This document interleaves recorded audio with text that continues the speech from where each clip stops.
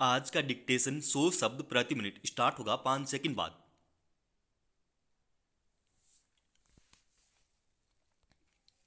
Start. यह विचित्र है कि एक और किसान अपनी मांगों के साथ लगातार आंदोलन पर हैं और सरकार इसे सुलझाने के बजाय उदासीन रवैया अख्तियार किए हुए हैं। हालत यह है कि उसकी ओर से शीर्ष अदालत तक के आदेशों की जैसी व्याख्या की जा रही है, उससे एक भ्रम की स्थिति पैदा हो रही है। गौरतलब है कि किसान नेता जगजीत सिंह डल्लेवाल न्यूनतम समर्थन की कानूनी गारंटी सहित अन्य मांगों के मसले पर पिछले 1 महीने से ज्यादा वक्त से अनशन पर हैं। उनकी बिगड़ती सेहत के मद्देनजर उन्हें चिकित्सा सुविधा दिलाने को लेकर सुप्रीम कोर्ट कई बार पंजाब सरकार को कह रहा है, मगर हैरानी की बात है कि इस मसले पर सकारात्मक रुख दिखाने के बजाय पंजाब सरकार की ओर से न सिर्फ टालमटोल का रवैया प्रदर्शित किया जा रहा है, बल्कि अदालत की बातों को भी संदर्भ से अलग रूप में पेश किया जा रहा है।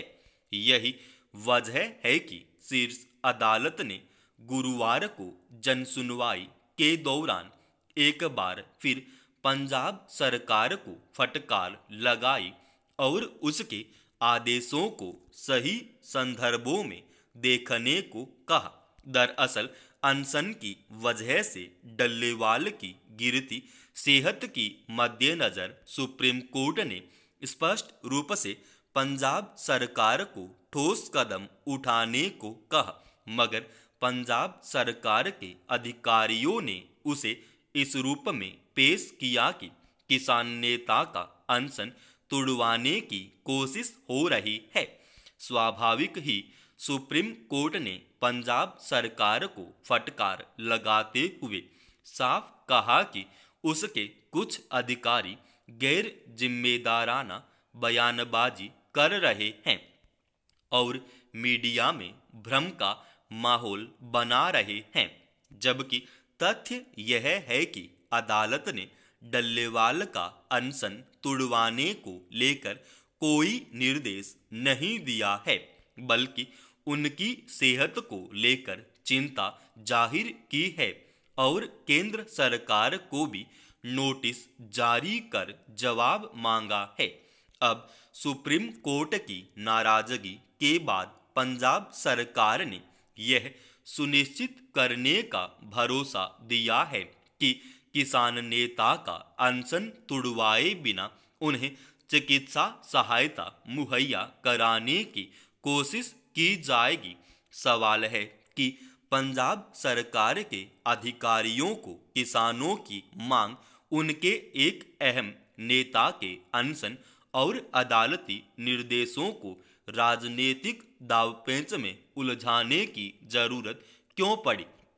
इससे पहले सुप्रीम कोर्ट के आदेश और डल्लेवाल की बिगड़ती सेहत के बावजूद पंजाब सरकार तय समय सीमा में किसान नेता को अस्पताल में भर्ती नहीं करा सकी।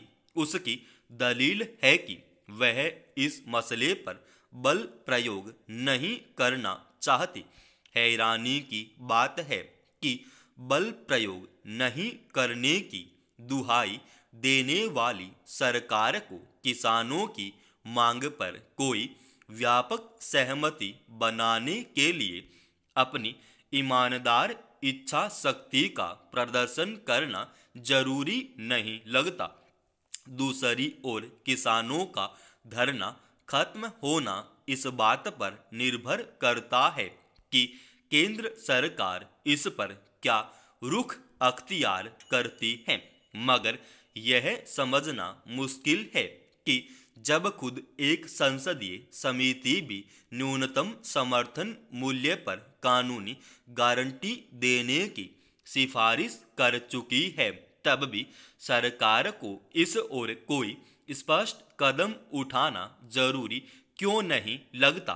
अगर इस तरह के टालमटोल भरे रवैये की वजह से किसान नेता की सेहत खराब होती है या कोई अन्य अप्रत्याशित स्थिति पैदा होती है, तो उसके बाद किसकी जवाबदेही तय की जाएगी?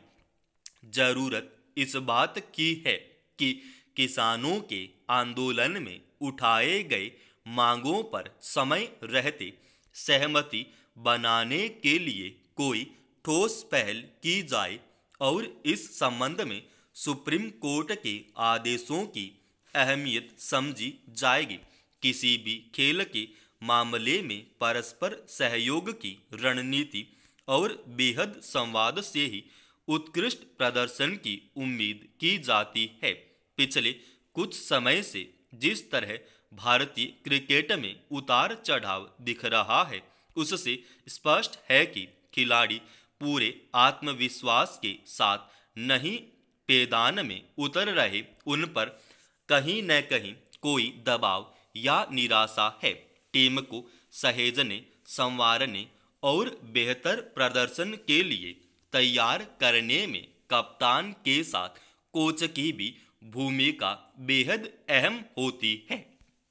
यह दुखद है कि मुख्य कोच गौतम गंभीर जिस तरह की तल्खी का प्रदर्शन कर रहे हैं, उससे टीम की मनोबल तक पर असर पड़ सकता है।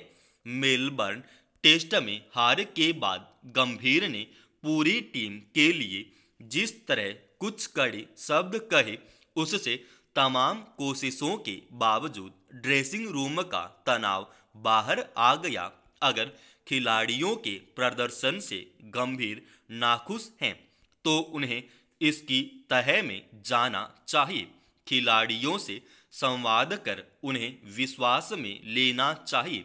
भारतीय टीम एक चुनौतीपूर्ण दौर से गुजर रही है। युवा खिलाड़ियों का कुछ मुद्दों पर अपने मुख्य कोच के साथ एक राय न होना भी चिंता का विषय है। कहा तो यह भी जा रहा है कि पहले के 2 कोच के कार्यकाल में जिस तरह संवाद होता है, अब नहीं होता। सवाल है कि अगर ड्रेसिंग रूम में अशांति रहेगी और कड़वी भाषा में संवाद होगा, तो खिलाड़ियों से क्या उम्मीद की जा सकती है? गौतम गंभीर अपने दौर में आक्रामक खिलाड़ियों में से एक रहे हैं। उनका मुखर व्यक्तित्व है, मगर कभी कभी उनका गुस्सा सभी का ध्यान खींच लेता है। वे राजनीति में भी सक्रिय रहे हैं, इसलिए शायद उन्हें जनता से संवाद करने और सभी को साथ लेकर चलने की अहमियत का अंदाजा होगा।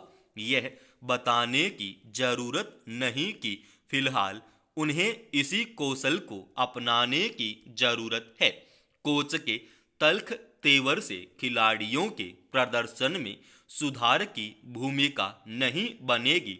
इसके लिए खेल की तकनीकों पर ध्यान देने के साथ साथ खिलाड़ियों का मनोबल ऊंचा रहना भी जरूरी होता है। मुख्य कोच की यह जिम्मेदारी होनी चाहिए कि वह खेल के साथ साथ सौहार्द और संवाद का एक बेहतर माहौल भी तैयार करें, ताकि खिलाड़ियों के भीतर उत्साह का संचार हो, क्योंकि इसका असर प्रदर्शन पर भी पड़ता है। समाप्त। दोस्तों, रोजाना ऐसे ही एडवांस डिक्टेशन के लिए इस चैनल को आप अभी सब्सक्राइब कीजिएगा और आज के इस डिक्टेशन का पीडीएफ फाइल हमने हमारे Telegram channel study with SP Swami पे डाल दिया है और उसका लिंक इसी वीडियो की डिस्क्रिप्शन में डाल रखा है। सो आज के लिए धन्यवाद।